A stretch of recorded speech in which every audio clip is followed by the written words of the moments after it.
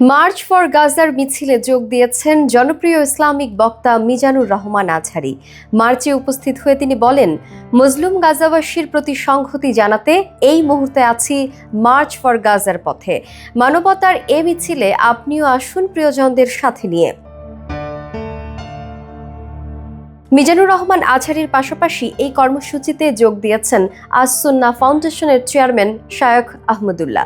দুই Islamic scholar নিজেদের Facebook পেজে মার্চ ফর গাজায় উপস্থিত হওয়ার কথা নিশ্চিত করেন। ফিলিস্তিনিদের ওপর ইসরায়েলের বর্বরোচিত হামলা ও গণহত্যার প্রতিবাদে ঢাকার সোহরাওয়ার্দী উদ্যানে আয়োজিত মার্চ ফর গাজা কর্মসূচি দেয় প্যালেস্টাইন সলিডারিটি মুভমেন্ট বাংলাদেশ নামের একটি প্ল্যাটফর্ম। কর্মসূচির মূল আয়োজন বিকেল ৩টায় শুরু হলেও সকাল থেকেই মানুষের ঢল নামে সোহরাওয়ার্দী উদ্যানে। ছোট বড় মিছিল নিয়ে শাহবাগ, দোয়েল চত্বর ও নীলক্ষেতের দিক থেকে সোহরাওয়ার্দী উদ্যানে জড়ো হয়েছেন অগণিত সাধারণ মানুষ। শাহবাগ ও আশপাশে গাড়ি চলাচল বন্ধ হয়ে গেছে। টিএসসি এলাকা লোকারণ্য, তাদের হাতে নানা প্লাকার্ড রয়েছে।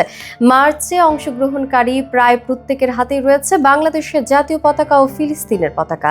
বিএনপি, জামায়াত ইসলামী, জাতীয় নাগরিক পার্টি, হেফাজতে ইসলাম সহ বিভিন্ন রাজনৈতিক দলের নেতা, বিভিন্ন সংগঠন, ইসলামী বক্তা ও বিভিন্ন শ্রেণী পেশার গুরুত্বপূর্ণ ব্যক্তিরা ইতোমধ্যে মার্চ ফর গাজা কর্মসূচিতে একাত্মতা জানিয়েছেন।